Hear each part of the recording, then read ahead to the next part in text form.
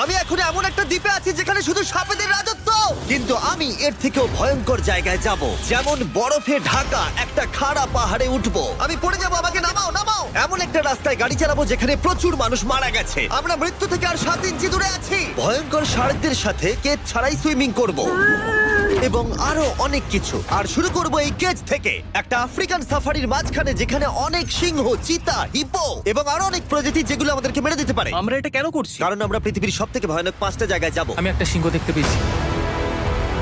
ও মাই god, এটা আমরা কেন করছি? আর যাতে সিংহরা আমাদের কাছাকাছি আসে তাই আমি অনেক মাংস এনেছি। এবং কেজের চারপাশেও ঝুলিয়ে দেব। ভাই আমরা বেঁচে ফিরবো তো? কিন্তু আসলে যে কারণে এই জায়গাটা বেশি ভয়ঙ্কর সেটা হলো সূর্য ডুবে যাবার পরে আমরা দেখতে পাই না, কিন্তু ওরা দেখতে পায়। জিমি, ওদিকে দুটো সিংহ রয়েছে। এই শব্দটা তো কণ্ঠারের মতো লাগছে। না, এটা বিশাল ভাই। সবকিছু রাতে বেরোয় কেন? ভাই, আমাদের সিংহটা পুরো ঘিরে ধরেছে। আমাদের থেকে মাত্র 20 ফুট দূরে রয়েছে ওরা। মাই গড, আমাদের দিকেই তাকিয়ে রয়েছে। ও, এদিকেই আসছে। আমার খুব ভয় লাগছে। ও না না, ও আমাদের দিকে আসছে।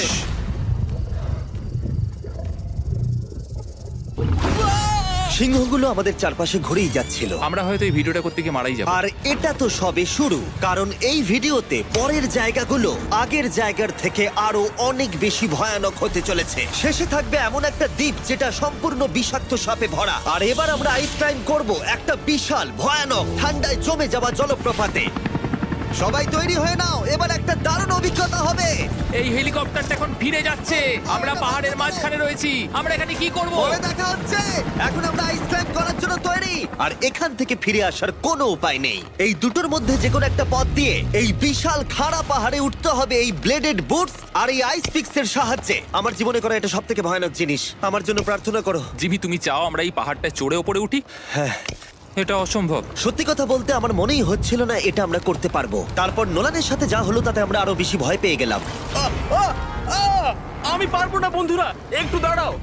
আমি বেরিয়ে যাচ্ছি, আমি পারবো না। তুমি হাল ছাড়তে পারো না। না, আমি পারবো না। আমার বিশ্বাসই হচ্ছে না নোলান এটা করবে। সত্যি ভাবিনি। নোলান কুইট করলো। আমরা কিন্তু প্রায় ওপরের দিকে রয়েছি। তোমরা এখন হাফ অবধি এসেছো। ও জিমি, নিচের দিকে দেখো না। ও মাই গড। যত উঠছি তত খাড়া হচ্ছে। আমার পা, আমি গ্রিপ পাচ্ছি না। ও ও ও ও। আরে তুমি পড়ে যাচ্ছিলে? ও মাই গড, আমি টপটা দেখতে পাচ্ছি জিমি। এটা আমার করা সবথেকে ভয়ানক জিনিস। আহ! এটা আমি পারবোই। আমাকে ওপরে উঠতেই হবে। দেখাও এটা কতটা খাড়া। প্রায় এসেই গেছি, হাল ছাড়লে হবে না। আর 10% বাকি। আমি এখন কাঁদতেও পারছি না, যদিও এসব করা আমার একেবারেই উচিত নয়। তুমি প্রায় এসেই গেছো জিমি। তবু আমি কোনো মতে এই জলপ্রপাতের উপরে উঠতে পারলাম। আমরা পেরেছি ভাই। আমরা পেরেছি। আহ, কিন্তু আমার মনে হয় নোলান একদম ঠিক করেছে। কিন্তু এবার আমরা দেখবো নোলান লিস্টের 3rd প্লেসে গিয়ে কি করে, যেটা অবস্থিত বলিভিয়ায়। সেখানকার ডেথ রোডে আমরা ড্রাইভ করব।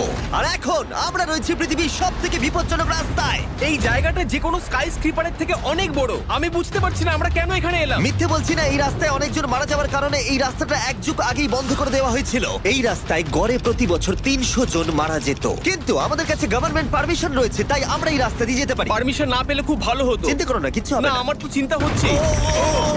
এবার বুঝতে পারছি কেন ডেথ রোড বলে। কিন্তু তুমি এমন চালাচ্ছ জানো এটা খুব সাধারণ রোড। ও। দেখো তোমার জীবন আমার হাতে রয়েছে, তাই তুমি এরকম না, তোমার জীবন আমার হাতে রয়েছে। দেখো স্টিয়ারিংটা মনে হচ্ছে কেঁপে উঠলো। থেকে হাত সরিও না। আমরা এখন মৃত্যু থেকে মাত্র 7 ইঞ্চি দূরে আছি। আমরা খাদের খুব কাছে রয়েছি। সাবধানে সাবধানে সাবধানে। বলছো, নাকি ও মাই flash করছে? গড, আমার লাইফ ফ্ল্যাশ করছে, ফ্ল্যাশ করেই যাচ্ছে আচ্ছা, বারবার। আর যদি তোমরা ভাবো এটাই সব থেকে বিপজ্জনক, তাহলে বলে রাখি আমাদের রাস্তায় আরো 3টে বিপজ্জনক স্পট বাকি আছে। রাস্তা আস্তে আস্তে আরো সরু হয়ে যাচ্ছে। এই জায়গাটা কিন্তু খুব সাবধানে চালিও। Oh my God! দেখো ওই জায়গাটার টায়ার কিন্তু মাটিতে থাকবে না, দেখতে পাচ্ছো? হ্যাঁ, সেটা আমি দেখতে পাচ্ছি। ও মাই গড, দেখো খাদটা Oh, কতটা দাঁড়াও। গভীর। নোলান, তুমি কি একটু গাইড করতে পারবে? অবশ্যই, গাড়ি থেকে নামতে পারলে খুবই খুশি হব। ও দেখো পড়ে যেও না ভাই। এটা কি? একবার দেখো খাতটা কতটা গভীর। সত্যি অনেক গভীর। এখান থেকে একটা ওয়াটার হ্যাঁ, এখান থেকে আমাকে বার করো। ঠিক আছে। এটা তো পাগলামো ভাই। আমাদের গাড়িটা খাদের একেবারে কিনারায়। গাড়ির চাকা এই গভীর খাদের একদম পাশ দিয়ে যাচ্ছে। এটা পাগলামো। সাবধানে, এই জায়গাটা ঢালু রয়েছে আর খুব স্লিপও আছে। এগিয়ে এসো। নোলান, তুমি একেবারেই ডিরেকশন দিতে পারো না। আসলে আমি এখন চেষ্টা করছি গাড়ি থেকে বাইরে থাকার। অত ভালো ডিরেকশন আমি দিতে পারি না। তুমি ভিতরে ঢুকে পারো, কিচ্ছু পারছো না তুমি। ঠিক আছে। তাড়াতাড়ি বসো, এবার আমি স্পিড তুলবো। নোলান, তুমি কি জানো এই রাইডে কি করলে বেশি মজা হবে? কি? আমাদের brand new festival creamy peanut butter cup খেলে। ও, আমি ভাবলাম তুমি বলবে গাড়ি আসতে চালালে। না, ও মাই ফগ গড। অনেকটাই বেড়ে যাচ্ছে, সামনে ঠিকঠাক দেখা যাচ্ছে না। রাস্তার বেশ কিছু অংশ একেবারেই সাধারণ, কিন্তু বলিভিয়াতে ওয়েদার খুব তাড়াতাড়ি চেঞ্জ হবার কারণে হঠাৎ প্রচুর কুয়াশা মৃত্যুদূত হিসেবে সামনে চলে আসে। আরে দাঁড়াও দাঁড়াও দাঁড়াও দাঁড়াও দাঁড়াও দাঁড়াও, আমরা ধারে চলে এসেছি।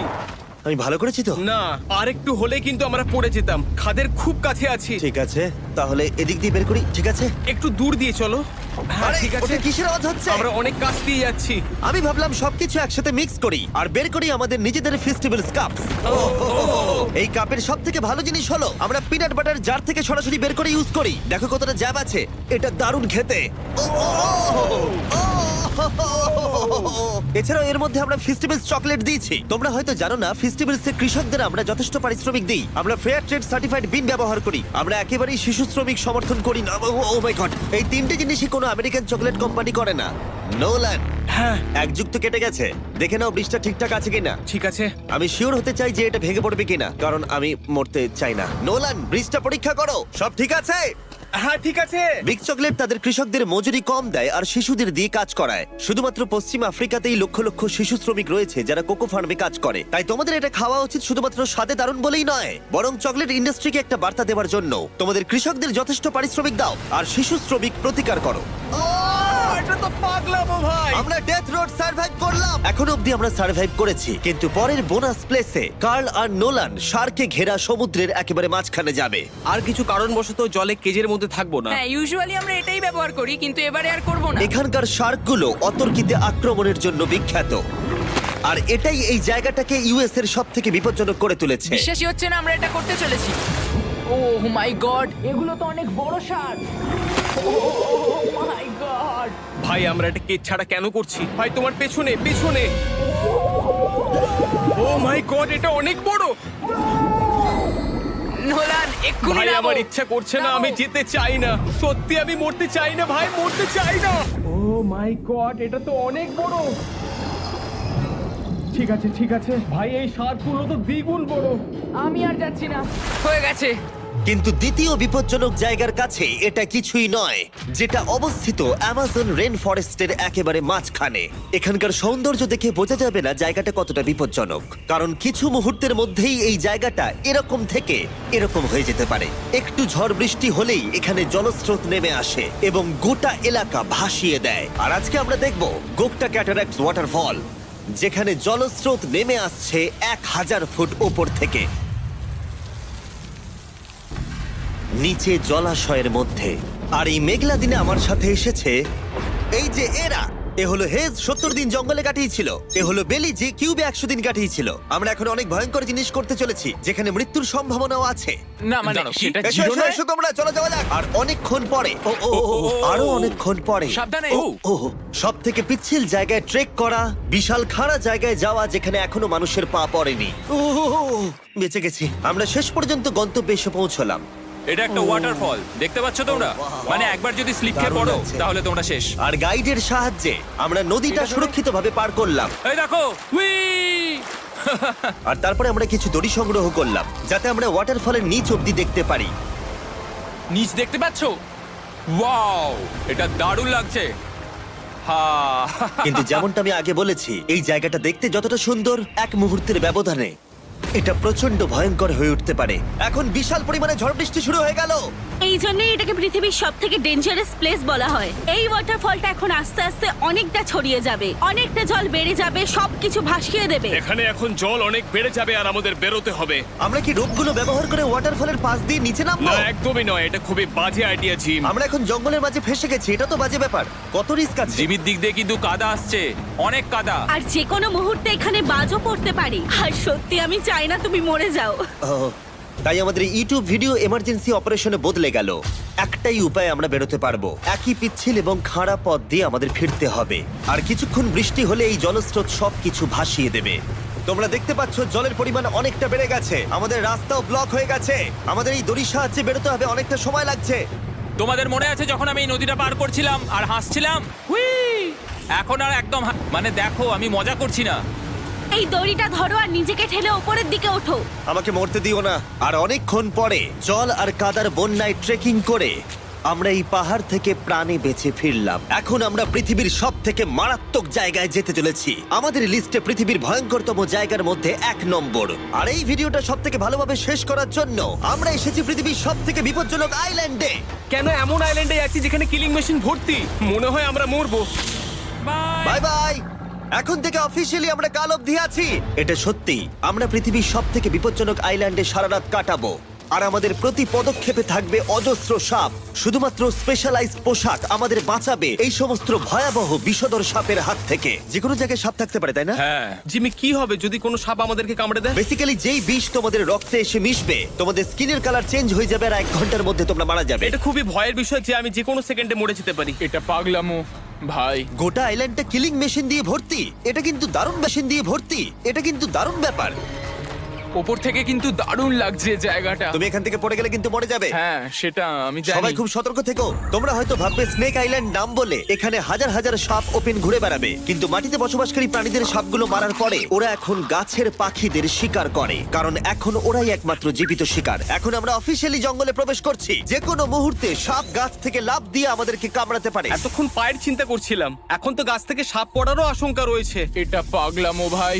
ও ও ও, এখানে একটা আছে, আমার মুখের সামনে ছিল। এই সমস্ত সাপেদের ধরে বিজ্ঞানীরা তাদের বিষ বের করবে, আর সেটা দিয়ে তারা অ্যান্টি ভেনাম তৈরি করবে। দাঁড়া, ওটা বিষধর। হ্যাঁ তার মানে ওটা আমায় কামড়ালে আমি মরে যাব। হ্যাঁ ও, ও, ও, ও, ও! ভালো করে কিন্তু ধরে রাখবে। এটা একটা বাচ্চা। ও না না, এ তো হারিয়ে গেল। তুমি এটাকে ফেলে দিলে। না, পালিয়ে গেল। এটা পালিয়ে গেল। কিন্তু তুমি, মানুষটা সাপটাকে এমন ভাবে ফেললো যেন আমি আমার ফোন ফেলেছি। যত আমরা জঙ্গলের গভীরে ঢুকছি, ঝোপঝাড়গুলো খুব ঘন, আমি আমার সামনে 2 ফুটও দেখতে পারছি না। যে কোনো জায়গায় সাপ থাকতে পারে। আরো বেশি সাপ দেখতে পাচ্ছি। এখানে ও, একটা ও, ও। আর ওখানে একটা। এবার কিন্তু ছাড়বে না, ঠিক আছে? ঠিক আছে। তাড়াতাড়ি ভিতরে ঢুকিয়ে দাও।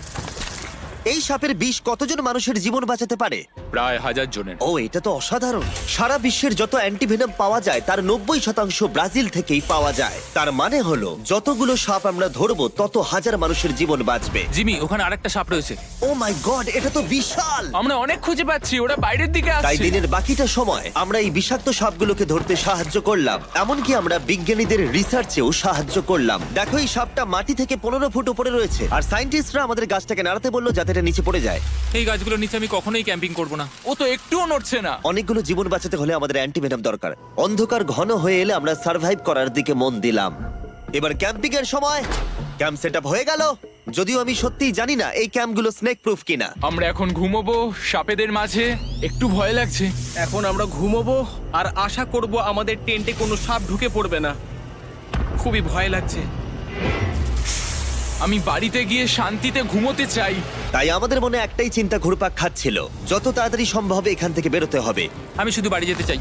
একটা বিশাল আইস মাউন্টেনে ওঠা থেকে শুরু করে এমন রাস্তায় ড্রাইভ করা যেখান থেকে 1000 ফুট নিচে পড়ে যাবার সম্ভাবনা আছে, শার্কে ঘেরা সমুদ্রের মাঝে সাঁতার কাটা কোনো কেদ ছাড়াই, এবং সবার শেষে আমরা স্নেক আইল্যান্ড সার্ভাইভ করতে পাওয়া যাচ্ছে। আমি চকলেট ইন্ডাস্ট্রিকে একটা বার্তা দিতে চাই, চকলেটের উৎপাদনকে সুরক্ষিত করো। ব্যাকের কিউআর কোড স্ক্যান করে শিখে নাও কিভাবে বিস্ট গেমস এর সিজন 2 এর বাকি 50টা স্পটে নিজের